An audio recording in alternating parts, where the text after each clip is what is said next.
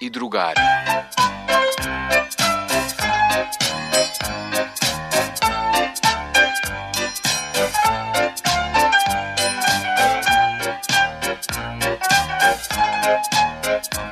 Edvardov podvig.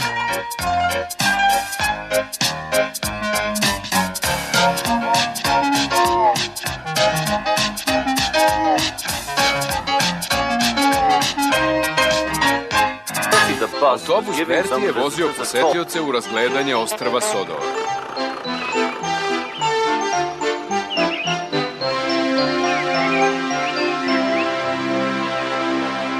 To je bilo njihovo poslednje popodne, a Edvard se pripremao da ih povede da se upoznaju sa Billom i Benom.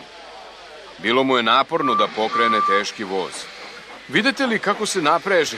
Pitao je Henry. Zaista bolan prizor, rekao je James. Patetično, gunđao je Gordon. Trebalo bi da odustane i da se sačuva dok mu nije kasno. Ućuti, odbrusio je Patak. Svi ste vi ljubomorni. Edvard je bolji od svih nas. U pravu si, Patak, rekao je Boko. Edvard je star, ali će sve da nas iznenadi. Uspeo sam, krećemo, uspeo sam, krećemo, rekao je Edvard kad je konačno krenuo ka stanici.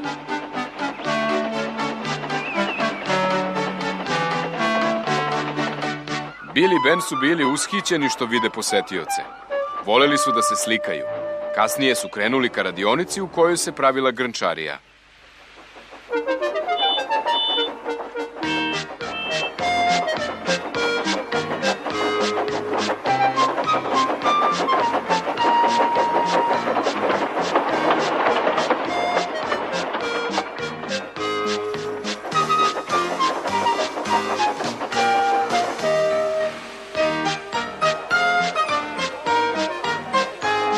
Svi su se lepo provodili, a posetioci su bili zadivljeni.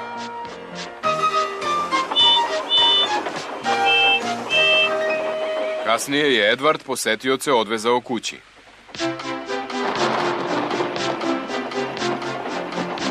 Usput se pokvarilo vreme.